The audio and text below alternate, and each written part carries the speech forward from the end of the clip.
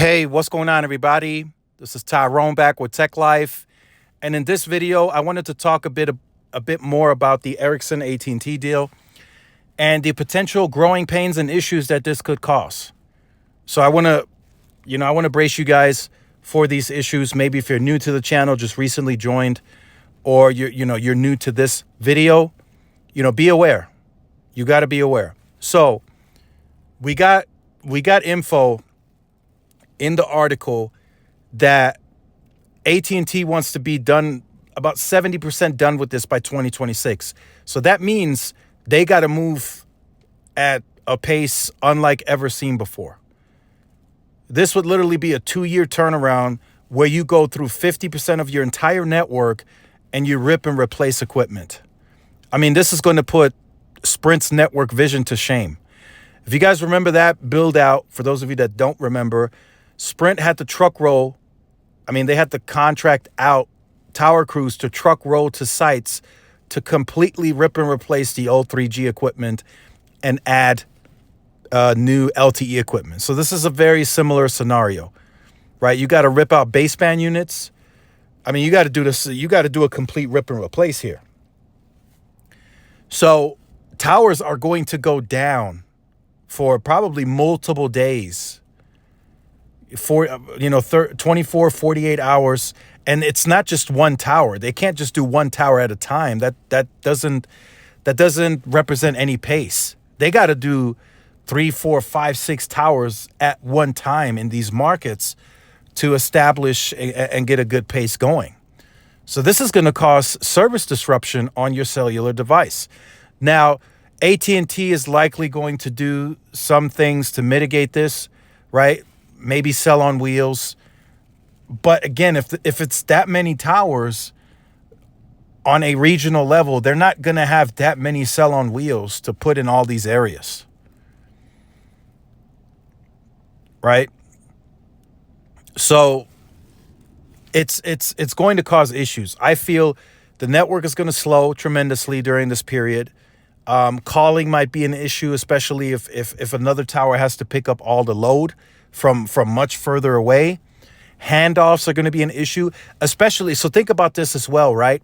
So if 7 towers are being ripped and replaced, right? Those 7 towers are now going to have Ericsson equipment that'll have to talk to other towers that are still Nokia.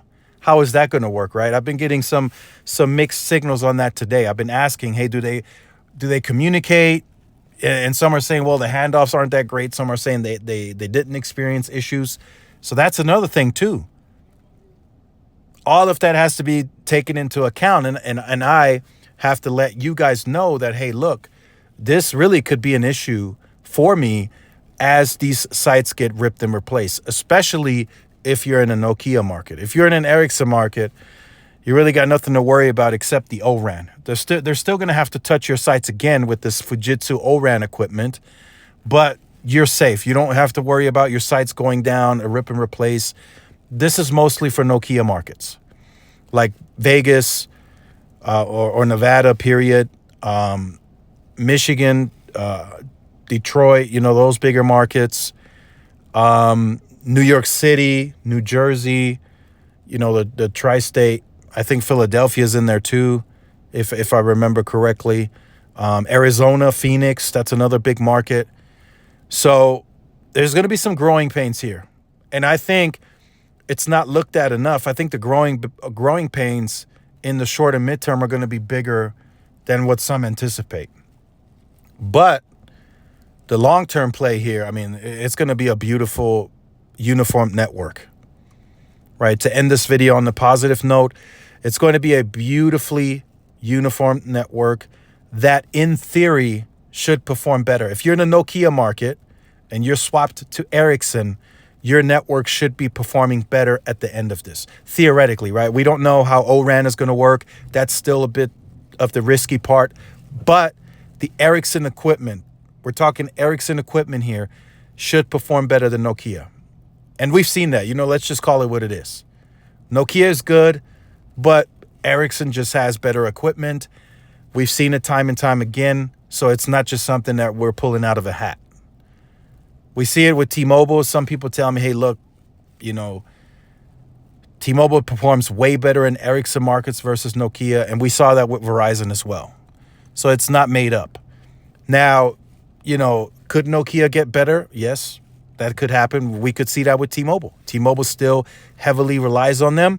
So we could see them continue to get better on the software side, on the equipment side, on, you know, everything in between. Microwave backhaul, whatever it is, we could see them get better. But for now, what we know is for sure Ericsson has better equipment. So I wanted to leave you guys with that. Wanted to leave on a positive note with this video. Again, the growing pains are going to be there. There's no way around it. They were really bad with Sprint because one, Sprint didn't have density. Two, the sites that had LTE that filled in for some of the sites that were down and being ripped, they were only 5x5 channel bandwidth. So that network was done during that time. If you were offloaded, if you were placing a call and you were offloaded to one of the other sites that had low bandwidth to begin with, I mean, the tower was just dropping calls because it couldn't handle everybody. So I feel AT&T is going to run into similar issues. Maybe not dropping calls because they have more channel bandwidth, but voice quality is going to suffer. Data speeds are probably going to suffer. So that's just something to be aware of. And of course, the signal, RSRP, indoors, all of that will have to be looked at. So let me know your thoughts in the comment section down below.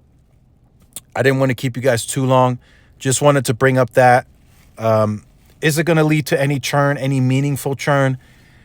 We'll have to monitor that on the quarter-by-quarter basis. So far, AT&T has been relatively flat quarter-over-quarter when it comes to churn. But then again, they haven't done this type of mass-scale rip and replace. This would be the first time that's ever happening. So we'll see how this turns out. We will really have to monitor this closely. We'll have to, you know, look at your guys' comments for those of you who use AT&T and Nokia markets. We'll have to monitor the Reddit community. We'll just have to see, right? But if this in some way, shape, or form backfires in that sense, if it starts becoming poor performing, we're going to know very quickly. People speak out on poor performance very quickly, and we're going to know. We're going to know right off the bat. I'm going to know. I'm going to get sent messages, and we'll see that reflect in the churn. If the churn gets closer to 1%, then we know what's going on. We know what's happening. With Sprint, that completely backfired, right? Their churn was like over 2%, closer to 3% during that network vision period because it was really just that bad. I remember going through it. I remember experiencing it. And I'm sure some of you that had Sprint experienced the same thing. So make sure you guys stay tuned to the channel. Like, share, subscribe if you're new. Follow my social media outlets for more updates. This is Tyrone with Tech Life. See y'all in the next one. Peace.